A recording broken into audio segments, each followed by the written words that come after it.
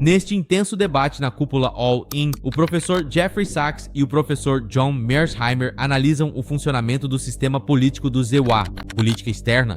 Eles desmascaram o espetáculo da política partidária para revelar uma realidade estrutural, uma máquina administrativa do Estado profundo, que prioriza a hegemonia global acima de tudo, independentemente de qual partido ocupe a Casa Branca. Acredito firmemente que a China não representa uma ameaça para os Estados Unidos. E acredito profundamente que a única ameaça para os Estados Unidos, ponto final, no mundo, considerando os oceanos, nosso tamanho e nosso poder militar, é a guerra nuclear. Acredito profundamente que estamos próximos de uma guerra nuclear porque temos uma mentalidade que nos leva nessa direção. Temos uma mentalidade de que tudo é um desafio à sobrevivência e que a escalada, portanto, é sempre o caminho certo. Na minha visão, um pouco de prudência poderia salvar todo o planeta. Então, o motivo pelo qual não gosto da questão da Ucrânia é que não vejo nenhuma razão no mundo para que a OTAN precise estar na fronteira da Rússia com a Ucrânia. Como eu disse, o conselheiro de Gorbachev e o conselheiro de Yeltsin queriam paz e queriam cooperação. Mas, independentemente do que eles quisessem, eles não queriam os ZEWA militares na fronteira deles. Então, se continuássemos pressionando como fizemos, chegaríamos à guerra. John explicou isso melhor do que qualquer um. Agora estamos em guerra. E até mesmo nesta manhã houve uma nova escalada. Blinken disse: bem, se os iranianos fornecerem esses mísseis, então nós forneceremos mísseis para atingir profundamente a Rússia. Isso é uma receita. E então tivemos Bill Burns, o diretor da CIA, dizendo na semana passada uma absurdidade que ele sabe, mas diretores da CIA nunca dizem a verdade. Se disserem, perdem o emprego. Mas ele disse: não se preocupe com guerra nuclear, não se preocupe com ameaças de guerra. Meu conselho para você é: preocupe-se muito com guerra nuclear. Portanto, seja prudente. Você não precisa colocar o ZEWA militar na fronteira da Rússia. E meu conselho para a Rússia e para o México, quando eu for ao México amanhã, vou dar um conselho a eles: não deixem a China ou a Rússia construírem uma base militar no Rio Grande. Não é uma boa ideia para o México, não é uma boa ideia para a Ucrânia, não é uma boa ideia para a Rússia, não é uma boa ideia para a China, não é uma boa ideia para os Estados Unidos. Precisamos manter uma certa distância uns dos outros, para que não tenhamos uma guerra nuclear. Aliás, recomendo outro bom livro, que é Nuclear War, a Cenário, de Annie Jacobson. Leva 2 horas para ler. No livro, o mundo acaba em 2 horas. E é um guia muito convincente de que uma única bomba nuclear pode arruinar o seu dia como... É o que dizem por aí. Portanto, meu forte conselho sobre isso é reconhecer antes de tudo que a China não é uma ameaça para a segurança dos Estados Unidos, grandes oceanos, grande poder de dissuasão nuclear e assim por diante. Em segundo lugar, não precisamos ficar provocando a China. O que quero dizer com isso? Não precisamos provocar a Terceira Guerra Mundial por causa de Taiwan. Essa é uma questão longa e complicada, mas seria a coisa mais estúpida possível para meus netos morrerem por isso. E eu me ressinto disso todos os dias quando jogamos esse jogo. Temos 3 acordos com a China que dizem que vamos ficar fora disso e deveríamos mesmo. E então a China também não teria motivo para a guerra.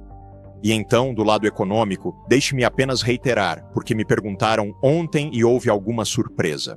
Foi bom permitir que a China entrasse na OMC? Eu disse, claro que sim. Isso enriqueceu todos vocês. Aliás, isso me enriqueceu. Isso enriqueceu este país. Isso enriqueceu o mundo, inclusive enriquecendo a China. Isso é normal. A economia não é um jogo de soma zero. Todos nós concordamos com isso.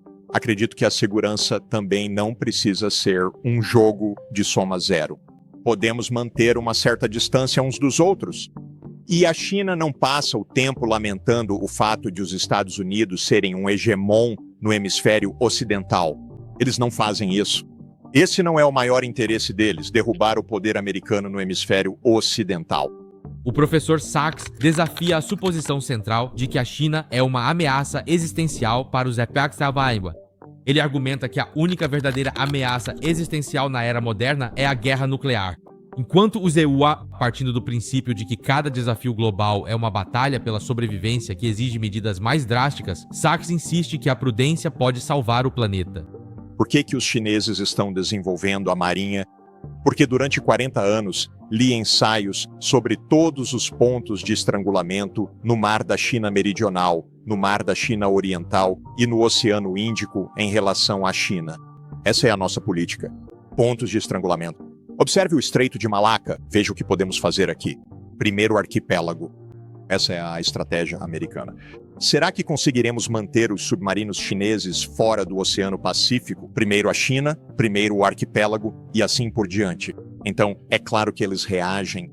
Eles são ricos, eles vão construir uma marinha para poderem obter o petróleo, do qual depende a sua economia. Podemos ser um pouco sensatos com eles e decidir como evitar pontos de estrangulamento?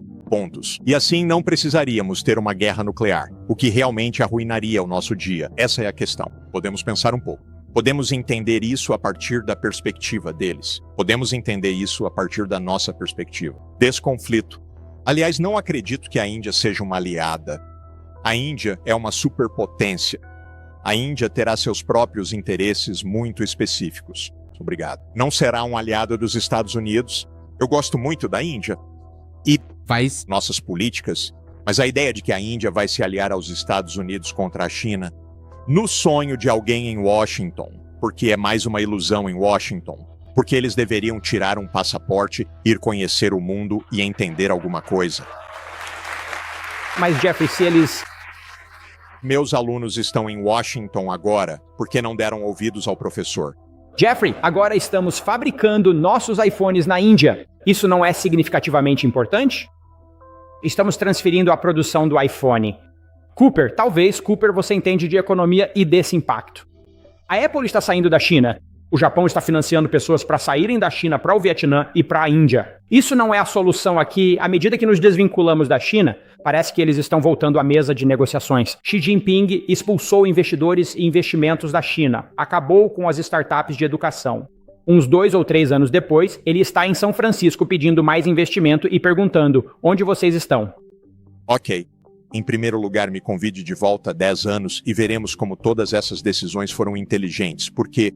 Isso é... incrível. Não, estou falando sobre, sim, nós nos mudamos para a Índia, esse é o nosso grande aliado, e depois teremos outros problemas. E o Vietnã? Ok, acho que você disse que a política comercial de Xi Jinping está se autodestruindo, ou algo assim. Isto... Parece que há muitas feridas auto-infligidas. Não, deixe-me explicar quais são os ferimentos. Ok. Essas feridas são a política deliberada dos Estados Unidos para impedir que você venda coisas para a China e para impedir que a China compre coisas de você. Isso não é auto-infligido. Dói? Isto é claro. Errou. Espere um minuto. Só Para dizer, deixe-me falar, por favor, porque isso é muito importante para a economia das pessoas nesta sala. Essa é uma decisão que foi tomada por volta de 2014 para conter a China e tem sido sistematicamente aplicada desde então. E não é surpresa que Biden manteve tudo o que Trump fez e ainda acrescentou mais. E agora Trump diz: vou fazer tudo o que Biden manteve em vigor e farei mais. Isso não foi um ferimento auto-infligido. Os Estados Unidos fecharam o mercado para a China. Ok? Isso é inteligente? Não, não é uma boa ideia. Aliás, a recuperação de empregos na indústria manufatureira americana, 0. Isso pode alterá-los um pouco. Isso pode tornar as coisas menos eficientes. Isso pode fazer com que todos vocês percam um pouco mais de dinheiro ou deixem de ganhar tanto dinheiro. Mas isso vai resolver algum problema econômico dos Estados Unidos? De jeito nenhum. Eu só quero fazer uma pergunta para o Jeff sobre isso. Meu argumento é que é assim que o mundo funciona. Sim, eu sei. E é mesmo. E é mesmo. Mas se eu estou descrevendo como o mundo realmente funciona, como você me vence? O motivo é que você descreveu um mundo que, creio eu, descreveu melhor do que qualquer pessoa que eu já tenha lido ou conhecido. Como funciona a política externa americana. Acho que isso provavelmente vai acabar em desastre para todos nós, não por causa do John, mas porque ele fez uma descrição precisa de uma abordagem profundamente equivocada, que é a busca pelo poder, mesmo que você esteja seguro como um político regional. Hegemon. Você nunca está seguro. Se outra potência hegemônica regional fizer o que você faz, não, você não pode permitir que isso aconteça. Então você tem que se intrometer em todos os lugares do mundo. É importante dizer, tente fazer isso na era nuclear. Você não tem uma segunda chance. Então, para mim, esse é o fato mais definitivo das nossas vidas. Agora estamos em uma guerra direta, não uma guerra por procuração, uma guerra direta com a Rússia, que possui 6.000 ogivas nucleares. Eu não consigo pensar em nada mais imbecil do que isso, além do fato de que eu sei, passo a passo, porque vi com meus próprios olhos como entramos nessa confusão. Porque achamos que precisávamos nos intrometer até inclusive colocar a OTAN na Geórgia, no Cáucaso, de todos os lugares, e na Ucrânia. Então fizemos isso porque tínhamos que nos intrometer, porque não podíamos deixar as coisas como estavam. Se fizermos o mesmo com a China, haverá uma guerra, mas não é como se ler sobre a Guerra da Crimeia, ou a Primeira Guerra Mundial, ou a Segunda Guerra Mundial. Essa é a minha diferença. Essa é uma teoria interessante que explica muitas coisas, mas poxa, se você consegue criar o ChatGPT, ou consegue criar o Optimus, ou consegue fazer todo o resto, podemos evitar uma guerra nuclear. Então, faça só um pouco melhor do que dizer que é inevitável. Sachs explica que o fortalecimento militar da China é uma reação lógica a essas pressões americanas. Eles estão construindo uma marinha para proteger as rotas de petróleo das quais sua economia depende. Ele descarta a ideia da Índia como um aliado confiável dos EU, contra a China, chamando isso de uma ilusão de Washington. A Índia é uma superpotência que seguirá seus próprios interesses distintos. Simplesmente não é uma ameaça, quer dizer, Nós vamos chegar lá? nisso. A China é um mercado. Tem uma comida excelente. Ótima cultura, pessoas maravilhosas, uma civilização 10 vezes mais antiga que a nossa. Não é uma ameaça. Bem, como economista, você pode falar sobre o impacto de um conflito frio ou quente com a China do ponto de vista econômico, considerando as relações comerciais? Sim, isso arruinaria a Califórnia, para começar. Destruiria completamente a economia que vocês estão construindo. Essa economia tem sido a maior beneficiária da ascensão da China, provavelmente em todo o mundo. Então isso é uma loucura?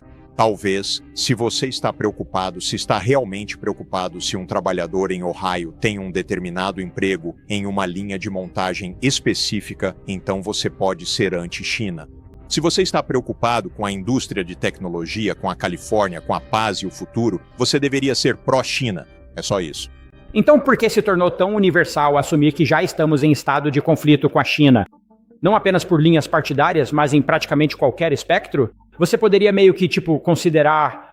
Porque o John disse exatamente certo, e ele previu isso melhor do que qualquer um no mundo inteiro em 2001.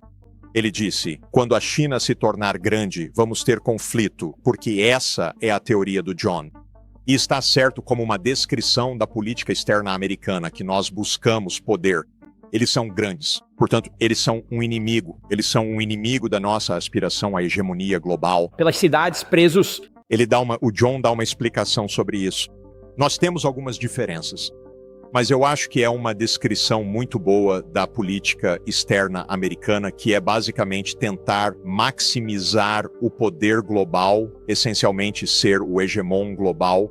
Eu acho que isso pode acabar matando todos nós. Isso porque, na minha opinião, é um pouco delirante, mas não a interpretação deles sobre a ideia deles. Mas o fato de eles sustentarem essa ideia é um pouco estranho para mim. Mas, de qualquer forma, essa é a ideia. E toda vez que uma decisão é tomada internamente, pelo que eu vi, eu sou economista, então não vejo as decisões de segurança da mesma forma, mas toda decisão que eu vi sempre pende para a mesma direção nos últimos 30 anos, que é o poder como objetivo central. Então Clinton enfrentou um debate interno no gabinete, de fato, sobre se a OTAN deveria ser ampliada. Mearsheimer detalha a lógica realista que impulsiona esse comportamento. O objetivo é maximizar o poder. Para o Deep State, o objetivo central é a hegemonia global. Sachs acrescenta que toda decisão que ele testemunhou nos últimos 30 anos tende a priorizar o poder. Isso não é apenas inércia.